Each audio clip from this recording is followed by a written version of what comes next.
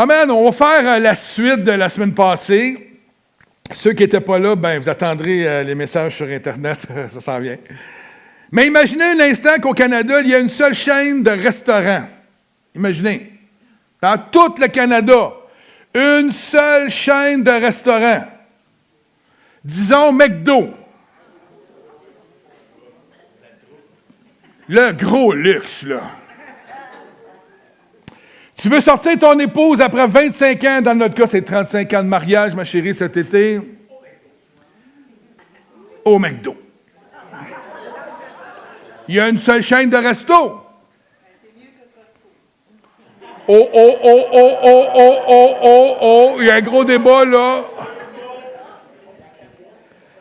Mais imaginez ces Pâques, hein, on était en famille, on était à l'église, la gang. On va-tu au resto? McDo. C'est les funérailles de mon oncle Alfred. On fait-tu venir un buffet du resto? Ben oui, tout le monde est d'accord. McDo. Pour le mariage de mon frère Martin, mon propre frère, on a un autre frère, nous autres, Martin, le tannant. Il a loué une salle au resto. Il me dit, hey, Normand, j'ai loué une salle au resto. Il y a même une pièce avec des jeux pour les enfants. Où on va? Au McDo. C'est glamour, très, très... C'est quoi le menu, mon frère? Qu'est-ce que le gérant t'a proposé comme McDo? C'est pas dur, le menu. Hein? On sait tout. Il n'y a même pas besoin de vous afficher le menu, vous le savez. Hey, j'imagine que ça ne doit pas être trop cher, vu que c'est au McDo. Hein, il dit, ben non, ils ont le monopole, donc ils nous chargent 100$ par tête pour aller au McDo. Il y a juste une franchise à travers le Canada. Imaginez, la seule boutique de vêtements, autant pour les hommes que les femmes, c'est l'Équipeur. Les gars, on est tous là. Yes, sir! Mesdames sont tristes. Il y a la section plein air que vous pouvez vous débrouiller. Mais c'est limité. Amen? Imaginez, on s'en va au mariage de Martin, ou au McDo, évidemment. Avec une chemise carottée. Excuse-moi, Simon, mais quand je t'ai vu rentrer avec ta chemise carottée un matin, j'ai fait comme, ça va être mon bouc émissaire un matin. Carotté rouge et noir, c'est ça que j'ai marqué.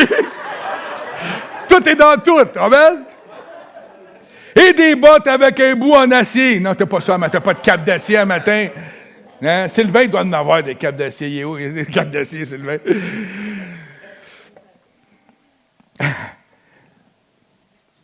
Pour la mariée. Pour le marié, excusez, c'est le une pièce. C'est bien, tu as le orange fluo, le vert, le bleu. Il y a un peu de choix, tu sais. Et pour la mariée, pour faire un peu coquet, il y a la salopette. Il y a différentes couleurs aussi, mais le voile, magnifique, chapeau de pêche avec le filet anti-moustique. C'est l'Équipeur. Il y en a un. Imaginez un seul constructeur automobile. Non, pas Ferrari. Non. Lada. Ouais. Imaginez que la seule couleur de revêtement d'une maison, hein, on a toutes des maisons, tout le monde a des belles maisons de différentes couleurs, en bois, en vinyle, en briques. Mais imaginez que la couleur choisie à travers le Canada, c'est rose. Bon, le magasin au coin d'Antenne Barrette, là, lui, il serait content, le magasin Rose là, qui vend du recouvrement de plancher. Lui, il serait heureux, ça s'appelle Rose. Hein, lui, il est heureux. Imaginez maintenant, ça va être dur d'imaginer ça, qu'une église qui fait des barbecues à chaque été ont toujours le même menu, des hot dogs.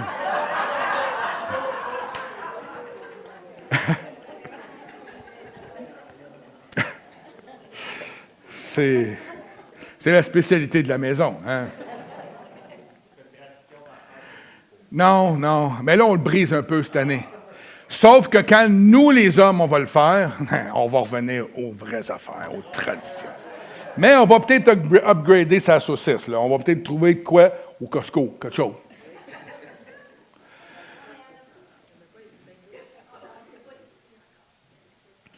Qu'est-ce qu'il va y avoir dans le menu? Oui, c'est vrai. Mais c'est au McDo. Non, mais on va trouver d'autres choses. C'est vrai que ça serait la fleur, par contre, on serait heureux. C'est un restaurant préféré à nous quand on était petits, même quand on est grand. Mais pour de vrai, la vie serait plate et terne, sans saveur, si tout était pareil, d'accord?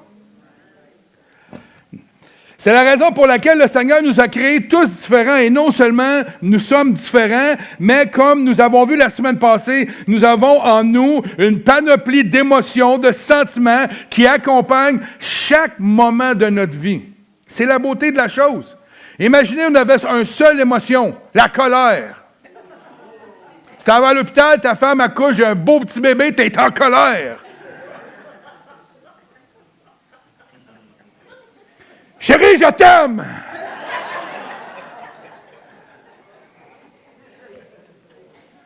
Ça serait assez spécial, non?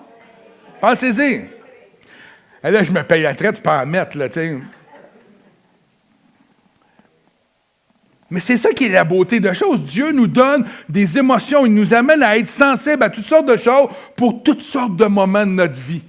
On peut vivre notre vie à différents niveaux. Et c'est fantastique. Amen. Nous ne sommes pas des copies l'un de l'autre, ni des robots. Il est évident que nous sommes tous pareils physiquement. On a été créés à l'image de Dieu. Dieu nous a créé un être humain avec toutes les mêmes émotions, mais pour chacun d'entre nous, nous avons vécu dans des environnements différents, avec des expériences qui sont différentes l'une de l'autre, ce qui contribue à faire émerger de nous, chez quelqu'un, la sensibilité, chez l'autre, la colère. Un enfant qui se fait battre toute sa jeunesse, c'est peu que ça ait fâché, adulte. Chez l'autre, la timidité. Un environnement où on écrase, amène souvent des gens à être plus timides, plus réservés, à ne pas trop s'exprimer parce qu'à chaque fois que tu dis un mot, c'est comme ça. L'autre va être extraverti. Dans le message de la semaine passée, je disais que nous ne devons pas avoir de crainte face à retrouver notre humanité dans une société qui est polarisée et que quand nous n'avons pas de crainte de vivre avec nos émotions et que nous sommes en mesure de bien canaliser, pas contrôler. Moi, quand quelqu'un me dit « contrôle tes émotions », j'aime pas ça. J'aime mieux prendre mes émotions, les canaliser pour la gloire de Dieu. Moi, je suis fonceur dans la vie, ça m'a été utile dans la vie chrétienne. J'ai pris ça et je l'ai amené vers le royaume de Dieu. J'étais un colérique, un sanguin, et je le suis presque plus.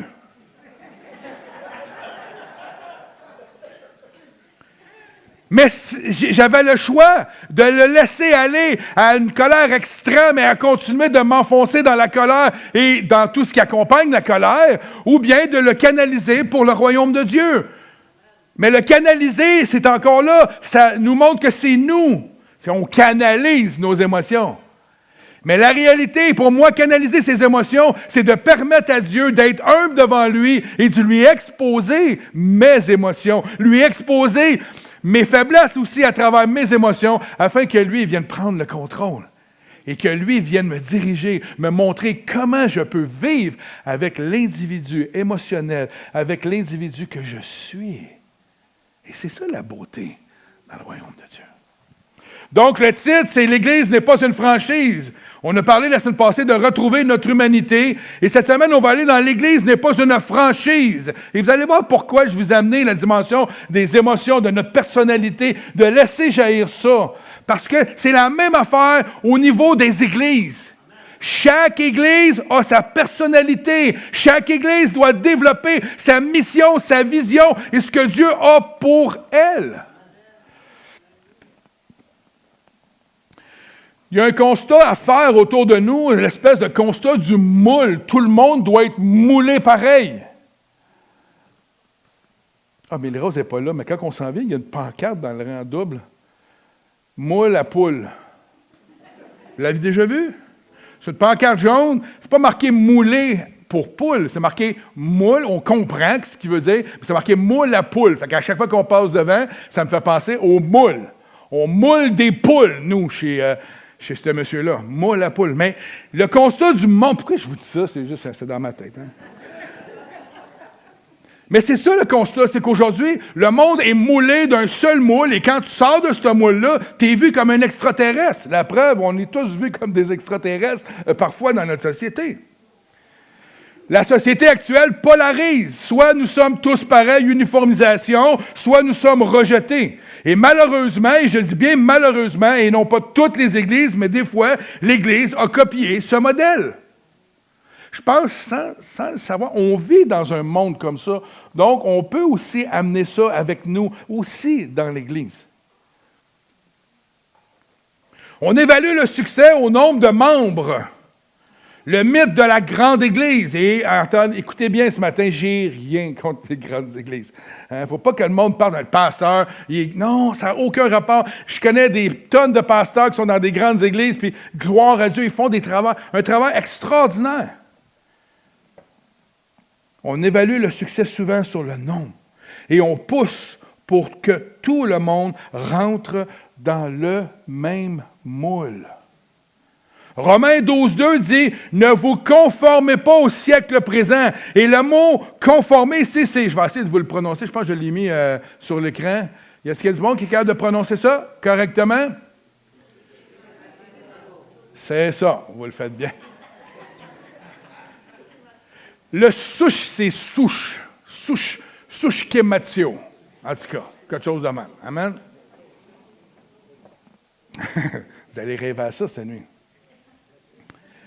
Qui signifie littéralement « Ne vous laissez pas couler dans le moule de ce monde ». Quand on va voir le texte grec et l'origine du texte, ne soyez pas façonnés ou se modeler selon le modèle d'un autre.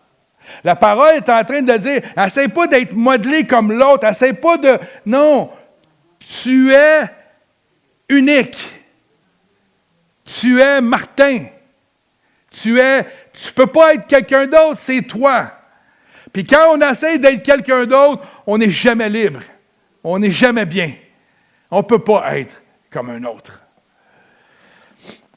Quand quelqu'un dit « tu te prends pour un autre », ça fait comme ça, non, ça ne m'a pas marché. Cette définition-là exprime l'action de calquer, dans le contexte ici, de calquer non seulement une personne, mais son esprit, son caractère, son comportement extérieur sur un moule déjà existant, préexistant. Dans le Nouveau Testament, ce terme n'apparaît que 2 fois et revêt une forte dimension, et j'ai trouvé ça vraiment intéressant. Dans Romains 12, que je viens de vous lire, on va le lire au complet. « Ne vous conformez pas, au siècle présent, mais soyez quoi? Transformés, métamorphos, vous allez le voir un peu plus tard, par le renouvellement de l'intelligence. » Ici, l'apôtre Paul utilise ce mot pour mettre en garde contre les dangers de se laisser couler passivement. C'est jamais rapide. C'est quoi donc l'affaire de la grenouille? Tu la mets dans l'eau chaude, je ne sais pas trop quoi, tranquillement, elle s'adapte. Mais c'est comme ça. On a tendance des fois à uniformiser les églises ou même notre société va avoir tendance à dire aux églises comment ils doivent fonctionner s'ils veulent être acceptés. Et tranquillement, on les met dans l'eau chaude puis on ne dit rien.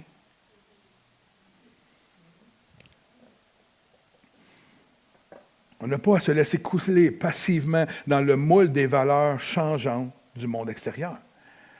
Mais l'autre, dans 1 Pierre 1,14, ça dit « Ne vous conformez pas aux convoitises que vous aviez autrefois. » Et c'est le même mot. Donc, ce qui est devant nous, la conformité de ce monde, peut être comparé aussi à la conformité dans laquelle nous étions aussi. Donc, de retourner à notre ancienne vie n'est pas non plus la volonté de Dieu. Ce passage invite à ne plus calquer son style de vie sur les désirs du passé comme sur les désirs futurs ou de notre société. Il y a un mot qui change tout, entre « je suis bon pour l'autre », « métamorphose », c'est facile. Il y a des différences entre les deux. Pour bien comprendre la nuance, même les spécialistes de la langue grecque vont dire que le chustematio, tatizo, sush, il faut que je le dise comme du monde, je ne peux pas. Souché, matizo, Les spécialistes de la langue grecque, le comparent souvent au verbe métamorpho, qui a donné le mot métamorphose, on le connaît tout. Suché, en tout cas, lui, là, Tiso, on va y aller, on va réduire ça à Tiso, fait référence à un changement ou à une adaptation de l'apparence extérieure, superficielle et souvent temporaire. C'est pas quelque chose à long terme, mais c'est temporaire, comme un déguisement qu'on met une fois par année. Mais métamorphose décrit une transformation radicale qui provient de l'intérieur, changeant la nature même ou l'essence même d'une personne. Donc, dans la même phrase, Paul nous colle ces deux mots-là. Et vous allez voir où je m'en vais avec ça. Le mot métamorphose ou métamorpho est exactement le terme théologique et linguistique parfait pour décrire cette transformation profonde. Voici pourquoi ce mot correspond précisément à la réalité de l'homme nouveau en Jésus-Christ. Premièrement, une transformation de l'intérieur vers l'extérieur. De l'intérieur vers l'extérieur. Donc, ce n'est pas un changement qui va être là longtemps, qui n'est pas juste là temporairement. Ce n'est pas une conformité, si on veut, superficielle des choses qui nous entourent. Métamorphose désigne un changement radical qui prend sa source à l'intérieur, ensuite qui se manifeste vers l'extérieur. Et la parole de Dieu nous enseigne que lorsqu'on donne notre vie à Jésus, l'Esprit de Dieu fait de nous quoi? Le temple de son esprit. Amen. Et à partir de la transformation qui vient de l'intérieur, qui vient de l'Esprit Saint, elle nous permet de nous extérioriser et de devenir la personne que Dieu veut qu'on soit selon ce qui est à l'intérieur de nous. Amen. Et non pas selon ce qu'on veut de l'extérieur, mais selon ce que l'Esprit de Dieu veut de l'intérieur. Devenir une nouvelle créature, comme on voit dans 2 Corinthiens 5,17, n'est pas un effort moral pour bien paraître, frères et sœurs. Parce qu'à chaque fois que moi, j'ai essayé de changer ma vie par des efforts humains, ça n'a pas marché. Ça a été très difficile. Mais c'est une refonte totale de l'essence même de l'être humain par l'action du Saint-Esprit. Et ça porte longtemps. Lorsque le Saint-Esprit te transforme, tu sais que ça ne vient pas de toi. Tu sais que tu ne t'appuies pas sur tes propres efforts, mais que le Saint-Esprit a agi de façon, moi je dis tout le temps, miraculeuse. C'est miraculeux que l'Esprit de Dieu peut travailler dans un être humain. À la mesure où vous le reconnaissez, à la mesure où vous le laissez vous transformer, à la mesure où on s'humilie devant l'Esprit de Dieu et qu'on reconnaît nos forces, nos faiblesses, Dieu peut faire des choses extraordinaires. Et là, la métamorphose s'installe. Il y a un lien direct à faire avec la transfiguration. Vous allez me dire, comment ça? Et c'est ça que je trouve beau, vous allez voir. Le verbe métamorphose n'apparaît que 4 fois dans le Nouveau Testament. 2 de ces fois-là décrivent la transfiguration de Jésus sur la montagne. Vous connaissez l'histoire? Amen? Vous pouvez aller la lire, je ne l'ai pas mis là, je ne voulais pas lire toute l'histoire, mais dans Matthieu 17,2 ou dans Marc 9,2. Lors de cet événement particulier, parce que c'est vraiment un événement particulier, la gloire divine de Jésus, qui était cachée à l'intérieur de son enveloppe humaine, a soudainement rayonné vers l'extérieur. Ce que les disciples voyaient depuis un certain temps en marchant avec Jésus, c'était un homme fait de chair. Right? Et là, soudainement, sur cette montagne-là, ils ont pu voir la gloire de Christ. Ils ont pu voir là, cette divinité-là de Jésus rayonner vers l'extérieur. Mais pour le croyant, le processus est similaire. La vie du Christ déposée en nous commence à rayonner et à transformer notre caractère. Et c'est là que la vie de Jésus-Christ commence à prendre place. La métamorphose se fait entièrement à travers l'Esprit de Dieu, l'Esprit de Christ. Le processus de l'homme nouveau dans les textes. Les 2 autres fois où ce mot est utilisé s'appliquent directement à la transformation spirituelle du chrétien. Romains 12,2.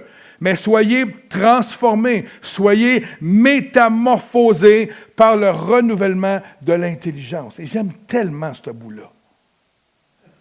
J'aime ça parce que le Saint-Esprit est en train de dire, si moi je te transforme, je vais transformer ton intelligence. Je vais te permettre de comprendre les choses, non plus selon le monde, mais selon ce que moi je veux pour ta vie.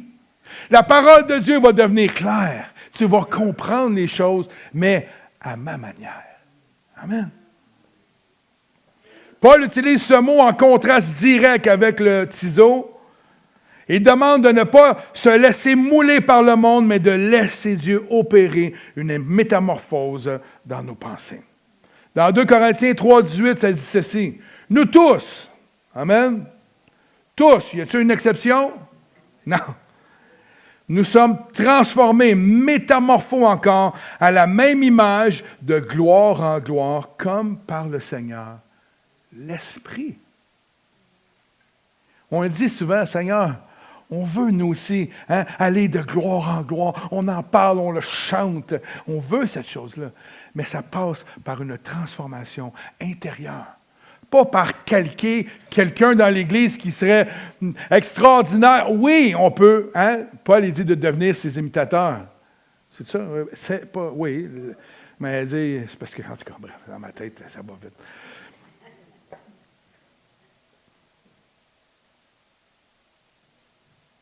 Ce passage montre que devenir un homme nouveau est un processus continu où nous devenons le reflet de Jésus-Christ. Alors, quand je pensais à la transfiguration, je me disais, les disciples ont vu Jésus dans sa gloire. Amen? Ils l'ont vu dans sa divinité. Ils ont été des privilégiés. Quand nous, on sort à l'extérieur, puis qu'on est en contact avec les gens, est-ce qu'ils sont capables de voir ce reflet-là de Jésus? Est-ce qu'ils sont capables de voir à travers nos vies la gloire de Christ? Ou est-ce qu'ils voient un moule pareil comme le leur? Est-ce que ce Jésus-là que nous avons accepté, reconnu comme Seigneur et Sauveur, nous lui laissons la pleine liberté de transformer l'homme intérieur afin qu'on puisse refléter son image, refléter son caractère, refléter son intelligence, refléter sa foi? Il allait guérir les malades. Laissez transformer à l'intérieur. Métamorphose est la description littérale de métamorphose spirituelle. L'ancienne chenille est devenue un beau papillon. C'est la même chose avec l'homme nouveau. Alors, pour revenir à notre titre, l'Église n'est pas une franchise, il faut comprendre 2 points importants. Le corps de Christ est l'antithèse de l'uniformité. Elle n'est pas supposée d'être uniforme à ce monde. Elle n'est pas supposée, on mange comme eux, on vit comme eux, il y a plein de choses, on s'habille comme eux, on n'est pas différents, on n'est pas tous habillés à l'équipeur. Ce serait beau le matin, tout le monde en chemise carottée. J'ai rien contre les chemises carottées, j'en ai une moi-même. Hein? Ah! C'est pas le vrai d'abord. Mais le corps de Christ, c'est l'antithèse de la conformité de ce monde. Et c'est la raison pour laquelle on roule, on va à contre-courant tout le temps. Alors ne soyons pas surpris de voir des choses nous arriver ou des gens qui ne sont pas contents de notre christianisme. Amen? Dieu a créé la diversité, pas le clonage. Même si on est à l'heure du clone, on ne sait plus qui est vrai. Il y a des reptiliens, ça a l'air autour de nous. Il y a toutes sortes de clonages, de clones aujourd'hui autour de nous, donc on ne le sait pas. On ne sait pas qu'est-ce qui est vrai, qu'est-ce qui est faux avec le IA Tremblay. On ne sait plus, on ne sait plus. Si tout le monde se ressemble, ce n'est plus un corps, c'est une usine. Il faut apprendre à respecter l'identité de tous et chacun. Aimer son prochain, ce n'est pas vouloir qu'il devienne comme nous ou qu'il pense exactement comme nous. C'est respecter son identité unique, voulue, créée par Dieu. Mais je vous dirais pour nous, mais aussi pour eux. S'ils ne pensent pas comme nous, ce n'est pas parce qu'ils sont stupides. ou qui ne sont pas intelligents. J'ai déjà entendu des commentaires comme ça. Ils n'ont simplement pas eu la révélation de l'Esprit Saint par rapport à leur condition humaine. C'est tout. On était tous là.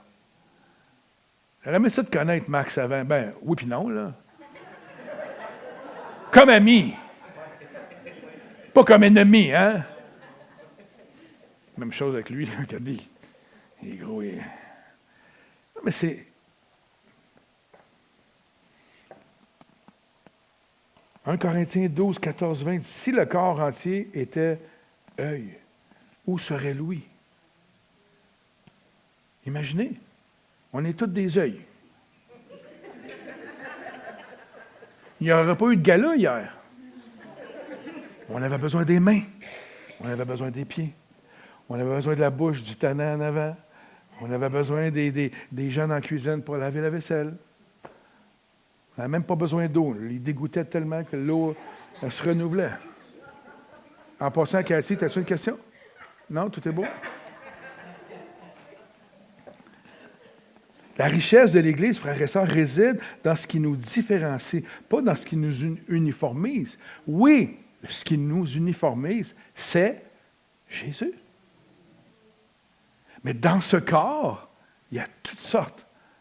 Hein? Toutes sortes de dons, de talents. Il y a toutes sortes le pouce, le doigt, le bras, peu importe. Il faut briser le mythe de la réussite selon le monde. Il faut changer ça dans notre mentalité de croyant, parce que ce n'est pas la volonté de Dieu. La réussite de ce monde n'est sûrement pas la réussite dans le royaume de Dieu. Amen. D'écraser son prochain pour devenir son patron ou de prendre contrôle d'une société ou d'une entreprise, ce n'est pas du tout la volonté de Dieu. Les grandes églises ou les ministères qu'on dit à succès ne sont pas le standard absolu du royaume de Dieu. Et comme j'ai dit tantôt, les grandes églises font des choses fantastiques et merveilleuses, mais ce n'est pas le blueprint ou de toutes les églises dans ce monde. Le monde mesure la réussite par la quantité et le chiffre d'affaires. Dieu la mesure par la fidélité, par l'amour et la transformation des cœurs, frères et sœurs.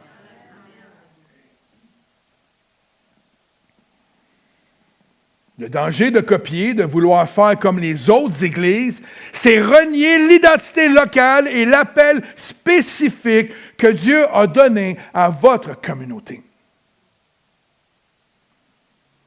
Verset 1, pas verset 1, mais chapitre 1 de Samuel, au chapitre 16, verset 17, dit « L'homme regarde ce qui frappe aux yeux. » Ça a toujours été. Et ça sera toujours comme ça. Mais l'Éternel regarde au cœur. Tu peux avoir apparence de succès dans ta vie, mais ton cœur est complètement pas là. Right? Je suppose que ça ne vous est jamais arrivé. On passe tout par là. Il faut faire attention à ce beau cœur-là. Ce qu'on y laisse entrer. Ce à quoi on le nourrit. Parce que de ce cœur-là va jaillir nos actions, nos pensées, nos paroles, nos jugements. Si ça fait partie de l'ADN de notre cœur, ça change tout. Une petite église unie et aimante est une réussite totale aux yeux de Dieu. Au district, je suis allé dans les églises, ils étaient 25. Wow! Quelle église! Ça n'a pas rapport avec le nombre. Selon mon intelligent, le Hartford Institute for Religions Research, hein?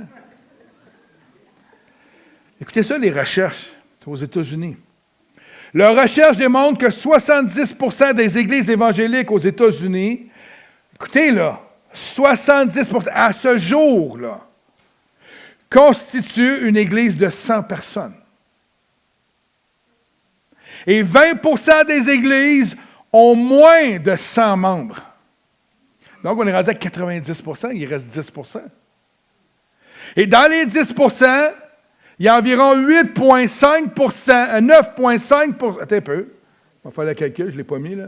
9,5 % qui sont des églises de 250 à peu près. Et 0,5 % sont des églises de 2000 et plus. On a tendance à penser que c'est l'inverse, hein? Il y a juste des grosses églises. Mais ce n'est pas ça la réalité. Puis comme je vous dis, je n'ai rien contre les grosses églises, comprenez-le bien, mais j'essaie de vous démontrer que de calquer sur une église qui n'est pas dans notre région, dans notre culture, parce que chaque région a sa culture, chaque région a ses défis, ça ne fonctionnera pas. J'ai vu des églises, j'ai vu des pasteurs aller aux États-Unis dans des conférences, voir une église de 5000 personnes, écrire tout ce qu'il faisait, arriver à leur église puis essayer de le faire. Vous savez quoi? Un an après, il avait changé, il était rendu avec une autre sorte d'église, puis une autre sorte de... Ça ne marche pas. Écoutons ce que Dieu veut pour cette église.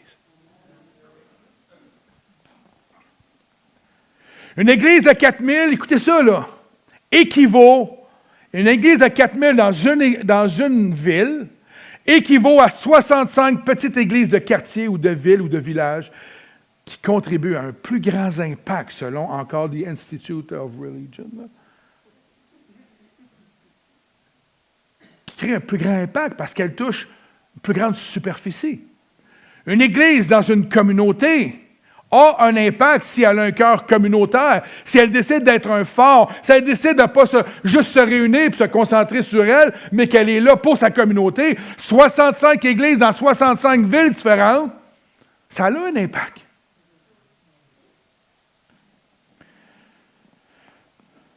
Le but n'est pas de parler contre les grandes églises, frères et sœurs, qui font un travail extraordinaire. Je suis pasteur Claude, je suis mon pasteur à Toronto, qui a un blanc de mémoire, Jonathan Smith, que j'aime énormément, qui est une des plus grosses églises du Canada, à Toronto. Ils sont des gens avec des cœurs extraordinaires, ils font un ministère extraordinaire. Pasteur Jonathan Smith, quand il était à Evangel, on avait quoi, 1100, 1200 personnes à l'époque. Il me disait tout le temps, on est une grosse église, mais on doit agir comme une petite. Puis je disais, pourquoi tu dis ça? Mais il disait, il faut être proche, il faut qu'il y ait une fraternité, une communauté, parce que sinon, on va perdre l'essence de l'église.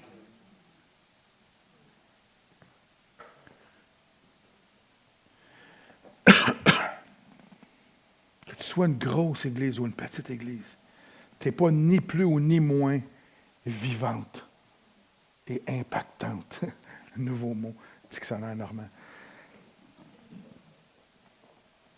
Et il faut faire attention au piège de la franchise. Une franchise comme McDo, Starbucks ou Tim Hortons, c'est un modèle d'affaires où chaque succursale doit être exactement identique. Le même menu, les mêmes couleurs, la même musique, le même uniforme. Le but est qu'un client ne voit aucune différence, qu'il soit à Paris, à New York ou ici. Le succès d'une franchise repose sur l'uniformité et la prévisibilité. Par contre, ça ne marche pas toujours. Target, quand il est venu s'installer à Joliette, il a essayé de faire comme Walmart.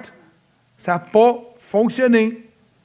Et il y a plusieurs modèles, j'ai été voir, il y a plusieurs modèles d'entreprises qui ne fonctionnent pas parce qu'ils essaient de calquer, alors que certaines entreprises ont développé leur plan de marketing, de business, sur la communauté dans laquelle ils sont, selon les besoins. Et c'est pour ça que ça fonctionne. Costco, quand il a été créé, il y a 30, 50, je ne sais pas combien d'années, on est vieux, nous autres là, j'étais petit, moi, il y en avait des Costco. Il n'y avait pas de Costco. Les magasins entrepôts n'existaient pas, donc ils ont réussi parce qu'ils fournissaient, ils arrivaient dans un endroit, il y avait ces besoins-là.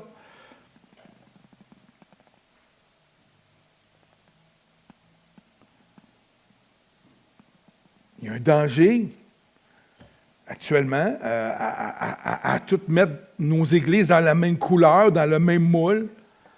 Il ne faut pas transformer l'Église en franchise. On veut le même style de louange que la grande Église qui est extraordinaire. Oui, mais eux autres, ils ont 75 musiciens. Tu n'auras peut-être pas la même vibe. On ne peut pas être pareil, rivaliser, ce n'est pas le bon mot, mais de faire comme les autres. La même structure, le même look, et presque le même format de chrétien. Si vous ne cadrez pas avec la recette de la franchise, vous êtes rejeté ou considéré comme un produit défectueux. Puis c'est vrai, c'est impressionnant comment on devient comme nos leaders. Pasteur Gary Connors, vous l'avez connu, 6 pieds 2, 6 pieds 3, Gary. Quand il louait le Seigneur, je vous fais une démonstration, Pasteur Gary, écoutez, ils vont vous l'envoyer, la vidéo. Il louait en avant, puis là, il faisait ça comme ça. Il levait les pieds, tout le long. Il se baladait. Puis là, tu regardais les gens dans l'église, tout le monde. Pas tout le monde, mais il y en avait beaucoup. Ils copiaient leur pasteur. Mon ami Christian Robichaud, que j'ai parlé avec lui il y a à peu près 2-3 semaines, il est en France depuis quelques années comme pasteur. Je l'entendais prêcher, il ressemblait à Claude Hood. Pourquoi? C'est normal. C'est pas anormal. Puis je ne suis pas en train de dire qu'on ne peut pas se ressembler, puis il faut absolument que tous on soit... C'est correct. Hein? C'est correct. J'avais quelqu'un qui était sur mon comité provincial. Moi, je m'habille, vous le savez, je suis habillé de même pareil, moi, depuis 9 ans. Hein? Polo, noir, jeans, souliers. À un moment donné, lui, il ne s'habillait pas comme ça. À un moment donné, il commençait à s'habiller pareil comme moi. Son groupe jeunesse me disait « Hey, pasteur Norm, il s'habille pareil comme toi. Tout le temps. » Puis je dis « Ben ouais, c'est une joke. » Puis là, c'était vrai. Puis même lui, il me le disait « J'aime ton style, Norm. Ça, les petits souliers, les petits Converse, les petits... C'est correct. L'idée, c'est pas ça. Mais c'est de faire attention à ce qu'on cherche à devenir comme tout le monde. Imaginez, c'est toutes les églises du Québec, on serait pareil. Moi, je serais malheureux. Il y en a des églises qui sont toutes pareilles. Les témoins de Jéhovah. C'est uniforme. Mais non, mais c'est vrai. Vous regardez les sectes en général, ils sont pareils. Il faut que tu cadres ou sinon tu décadres. C'est comme ça. Allez chez les témoins de Jéhovah, et dites-leur, moi j'arrive, va changer ça, comment vous fonctionnez. Ça va mal aller. Ben, même dans une église chrétienne, ça va mal aller, mais...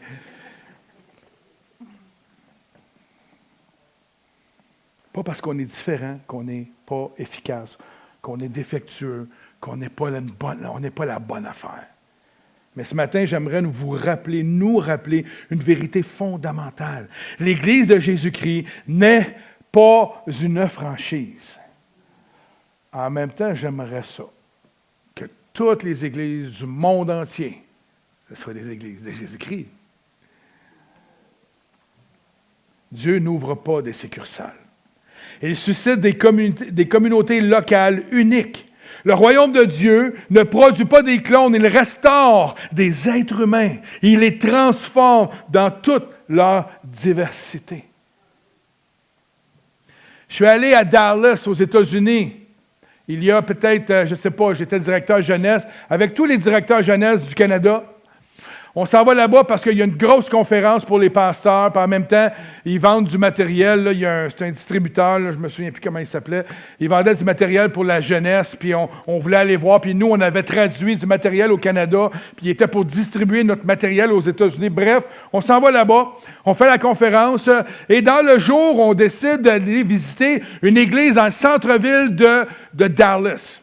Mais à Dallas, le centre-ville, c'est pas comme Montréal. À Montréal, il y a du monde qui vit là. Tu sais, il y a des appartements, des blocs. Les grandes villes, il y a beaucoup de métropoles aux États-Unis qu'il n'y a pas nécessairement d'habitation dans les centres-villes. Comme Dallas, en tout cas, quand on est allé, je m'apercevais que c'est autour du centre-ville, il y a du monde. Mais dans le centre-ville, il n'y a pas grand monde.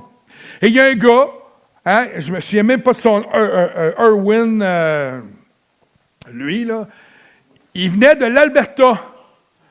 Puis la raison pourquoi on a eu un contact pour aller le visiter, c'est que quelqu'un dans le groupe le connaissait, puis je veux vous montrer une église qui est différente. Lui, il venait de l'Alberta, puis dans un moment de prière, le Seigneur lui a dit de déménager à Dallas. Bon, Edmonton, Dallas, c'est agréable l'hiver. Dallas, hein? L'appel est facile. C'est comme si moi, le Seigneur me dirait, Norm, je pense que tu es dû pour aller à Tahiti. Il est possible que j'acquiesce, OK? Fait qu'il s'en va à Dallas, il arrive là-bas, puis le Seigneur, lui, il fait visiter puis il ne comprend pas pourquoi Dieu met dans son cœur Dallas. Il décide d'aller à Dallas, il va voir, il va visiter avec son épouse, ils prennent le temps d'étudier un peu. Puis là, le Seigneur l'amène dans le centre-ville de Dallas, puis là, il dit au Seigneur, fait quoi ici, moi, il n'y a pas de monde. Le monde travaille, puis après, le monde s'en a.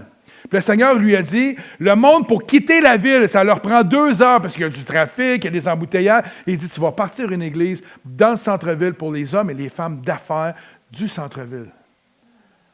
Fait que là, il ne comprend pas trop. Fait que là, lui, sa manière, il a développé, c'est une bâtisse à peu près 2 fois notre grosseur à nous, on va dire, en superficie, là. Puis, sur un côté, il bâtit un sanctuaire avec 300-400 chaises. Et sur l'autre côté, c'est un café, un cybercafé. Il y a des salles de réunion, là, tu sais, des salles de conférence pour... il y a des comment on appelle ça? Des salles là, pour brainstormer ensemble. En tout cas, c'est vraiment hyper high-tech, c'est vraiment cool, c'est très artistique. Lui, le Seigneur, il dit, pars ça. Le monde va venir manger, le monde va utiliser ton café pour faire leur rencontre, puis après, ils s'en iront pas chez eux. Tu vas faire ton culte du dimanche soir, le vendredi soir. Je pense que c'était le jeudi soir, excusez. Puis il dit, son église s'est remplie dans le temps de dire, d'hommes et de femmes d'affaires. Parce qu'au lieu de retourner à la maison tout de suite, il faisait le culte à 5 heures. Le monde quittait, s'en allait directement là, prenait un petit café, rentrait dans l'église, il louait le Seigneur, puis après ça, il partait chez eux. C'est pas un clone, cela, là. C'est pas une église franchise. Le Seigneur a mis quelque chose dans ce cœur, il y avait un besoin spécifique, il l'a mis là en place, puis ça fonctionne encore aujourd'hui. Merveilleux.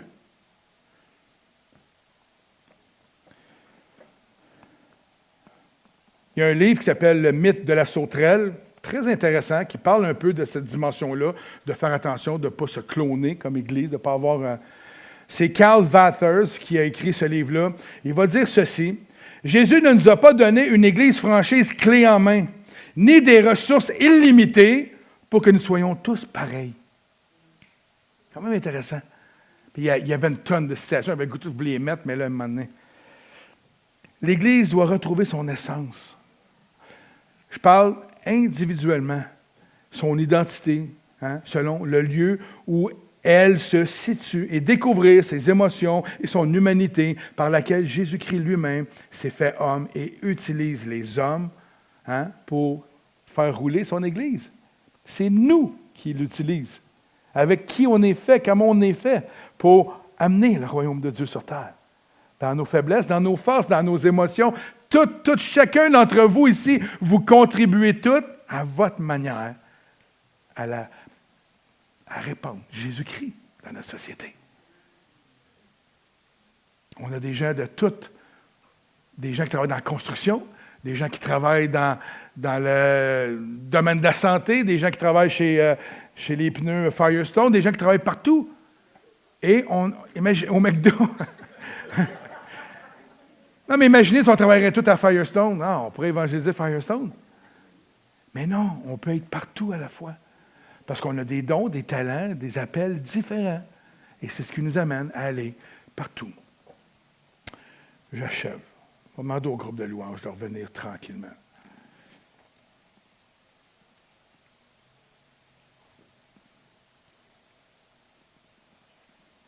Si Jésus s'est fait homme, puis qui est venu, puis qui n'a pas essayé de cloner les autres, c'est aussi l'appel qu'on a à faire. Amen? Donc, nous devons être conscients que la franchise robotise et que le christianisme va humaniser les gens, va ramener l'homme à ce qu'il doit être, à sortir de la boîte et ne pas être toujours comme tout le monde, d'être lui-même. Et c'est à partir du fait qu'il est lui-même que Dieu peut le transformer. Amen?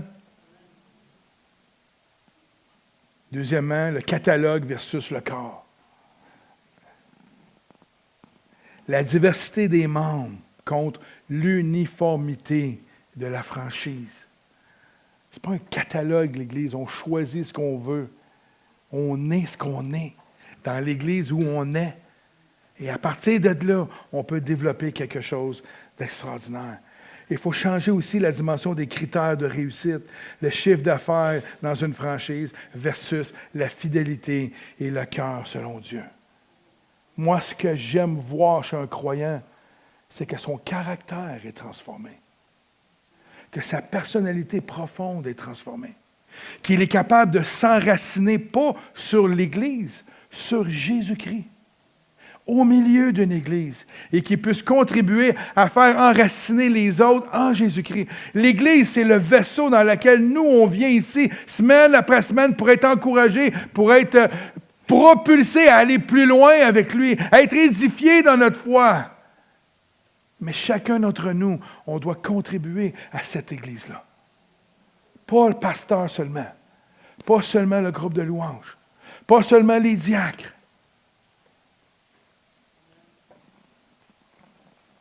La diversité, comme on a vu dans 1 Corinthiens 12, dans le corps, et cela est la volonté de Dieu.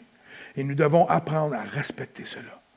Dans la grande Église de Christ, il y a aussi diversité, frères et sœurs. Il y en a partout, les églises même. Il y a des églises que je connais qui sont beaucoup plus axées sur la mission. Ils forment des missionnaires à Appelleté. Saint-Hyacinthe était une église où combien de missionnaires est sorti de cette église-là, c'était impressionnant. À l'église de La Salle, on avait cette église-là qui était axée sur les enfants de la communauté, les enfants non-croyants. Il était axé aussi, il développait beaucoup des leaders qui devenaient des pasteurs ou des dirigeants dans d'autres églises. Chaque église a sa couleur. Vous allez à l'église Sans Frontières, ils ont leur couleur. Vous venez à l'église Emmanuel, on a notre couleur. Vous allez n'importe où ailleurs, c'est beau de voir qu'on n'est pas tous pareils, mais qu'on adore tous le même Jésus, qu'on a tous le même objectif de le faire connaître. Mais on est différents. Louise et Michel Charbonneau, Michel décédé aujourd'hui, sont allés en Haïti. Ils ont fait une église d'enfants. 1700 enfants à tous les jours qui venaient manger, mais il y avait 2-3 cultes le dimanche avec 1700 enfants. C'est pas un clone, ça. C'est le besoin qu'il y avait là. Au début, Michel, puis quand ils sont allés là-bas, Michel puis Louis, moi je m'en souviens, là, ils parlaient d'aller là-bas pour évangéliser et nourrir les gens pour voir. Ils ne pensaient pas au début que c'était pour être axé uniquement sur les enfants. Mais avec le temps, c'est ce que le Seigneur leur a demandé. Donc, ils sont allés, ils ont vu, ils ont entendu, ils ont écouté et ils ont développé l'Église selon les besoins qui étaient là devant eux. Chaque Église mérite sa place, si c'est la volonté de Dieu. Karl Vatters, il dit encore, découvrez ce que vous et votre Église êtes censés faire. Puis, restez fidèles à cette mission et à ce ministère. C'est la suite que j'aime. La fidélité ne nous aide pas à atteindre nos objectifs. La fidélité est l'objectif.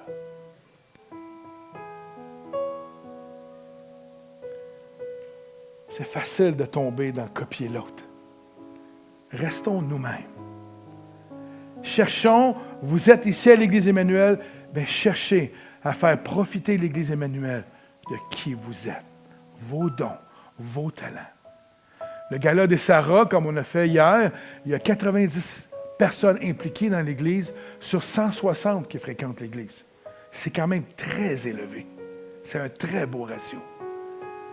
Mais il y a encore de la place. Vous fréquentez l'Église ici, vous avez des dons, des talents. Ouais, mais moi je suis timide, pasteur, c'est pas grave. On va utiliser ta timidité. Arrêtez, panique pas. On va te trouver de quoi où tu vas être bien. Dieu va t'amener à t'épanouir, même avec ton style. Marlène, je te mets sur le spotlight. Quand on est arrivé, elle avait le goût de chanter, mais elle était trop gênée. Je m'en souviens très bien. Puis un jour, on l'a vu tranquillement retomber sur le stage un dimanche matin. Elle avait été prendre des cours de chant, elle avait commencé à... Puis dans les cours de chant, mais quand tu es dans une école de chant, tu es obligé d'aller faire les spectacles de fin d'année. Elle ne savait pas au début. Elle l'a su. Elle a fait les spectacles, puis ce qui était paradoxal à cette époque-là, c'est que son école de musique louait la salle ici pour faire ses spectacles de fin d'année. Dieu est dans tout. Dieu l'a habitué à travers son école de musique à ce stage. Puis quelques semaines, quelques mois après, elle était ici en train de faire la louange et l'adoration avec nous. Timide, gênée. Elle n'y croyait pas, d'après moi. Mais aujourd'hui, ça reste un fait. Savez-vous pourquoi? Parce qu'à un moment donné, elle a dit, je suis comme ça, j'ai besoin que quelqu'un me coach, qui me dise un peu. Puis bang, bang, bang, bang, les choses avancent. Il ne faut pas se limiter à qui on pense qu'on est. Parce que n'oubliez pas, ce que nous, on pense qu'on est, Dieu ne pense pas toujours pareil. Dieu voit le potentiel en nous. Il voit ce que vous êtes capable de faire avec lui.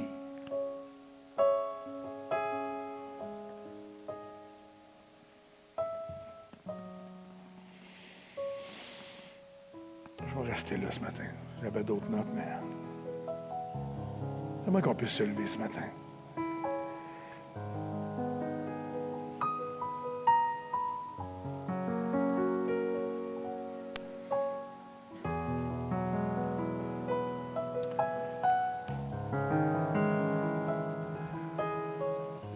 Autant chacun d'entre nous, on est différent, autant l'Église à laquelle vous participez ici, elle est différente des autres. Et c'est la beauté de ce que Dieu veut pour l'Église Emmanuel et pour chacun d'entre nous. J'ai toujours dit, c'est une expression que j'utilise souvent, qui aime la crème glacée au pistache? Qui n'aime pas la crème glacée au pistache? Si on n'aime pas la crème glacée au pistache, ça veut-tu dire que la crème glacée à la pistache n'est pas bonne? Moi, j'aime la crème glacée au chocolat. Qui n'aime pas la crème glacée au chocolat? Bon. C'est quasiment impossible, mais bon, bref. Je vais vous croire. Mais ça ne veut pas dire que la crème glacée au chocolat n'est pas bonne. La crème glacée à la pistache est bonne pour ceux qui aiment la crème glacée à la pistache. Alors, dans la vie de tous les jours, c'est la même affaire. Pas parce qu'on n'aime pas, ça peut être même dans l'Église. Quelqu'un, la manière qu'il fait telle ou telle chose, ou qui pense différent de nous, que lui, là, pas bon. Lui, je veux pas que ce soit mon frère. Lui, je ne veux pas le fréquenter. S'il me demande de l'aide, just too bad. Hey, c'est correct qu'on soit différent. C'est la beauté de la chose d'être différent. Évidemment, selon le cœur de Dieu. Faites pas les choses à votre manière. Donc, le goût personnel n'est pas la vérité biblique ou fondamentale que Dieu a choisi. Il faut faire attention. Il faut apprendre à respecter la souveraineté de Dieu à travers chaque individu, à travers chaque personne, à travers chaque Église, à travers chaque non-chrétien aussi à l'extérieur, parce qu'ils ont été créés quand même. Pour qu'on puisse voir la fin de la polarisation, si on veut, de l'uniformité dans nos églises, bien, respectons-nous. Soyons tous les uns pour les autres. Tous pour un pour tous. Mais au lieu d'être 4 mousquetaires, on est 160 ici.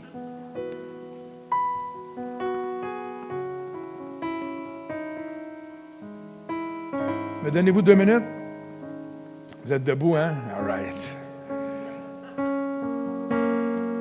Je vais vous faire un calcul pour vous montrer à quel point une église, qu'elle soit petite ou qu'elle soit grande, peut avoir un impact dans sa communauté. L'église de Sainte-Ambroise de Kildare, ici, on a environ 160 personnes qui fréquentent l'église régulièrement, là. On n'est pas 160 tout le temps le matin, mais on a environ 160 personnes. J'ai pris l'église Nouvelle Vie parce que c'est une église que je connais. Il y a environ 5000 personnes qui fréquentent l'église. Ils ont 2 cultes. Le dimanche matin, à peu près 3500 à 1500. Les gens qui fréquentent, mes amis qui sont là, ça va varier, ça peut jouer entre les cultes, mais sont environ 5000 personnes. Longueuil, c'est une ville de 254 483 habitants. Sainte-Ambroise de Kildare, c'est 4554. Le prorata est de 3,51 pour... T'aimes ça les chiffres? 51 pour la ville de Sainte-Ambroise versus 1,96 pour Nouvelle Vie.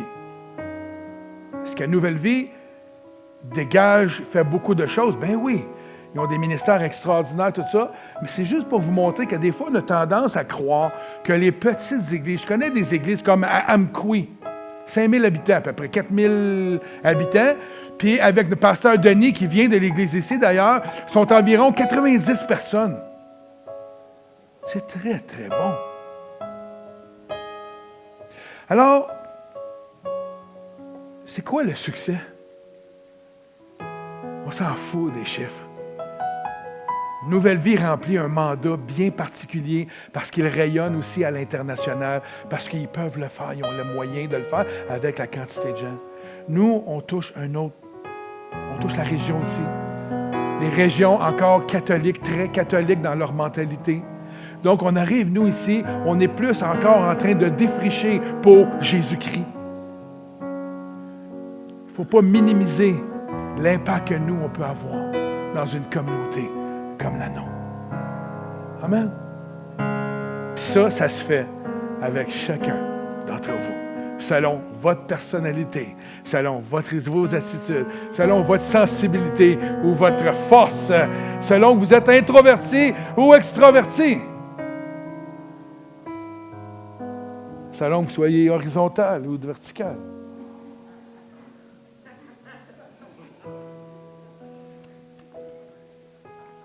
Juste fermons nos yeux quelques instants.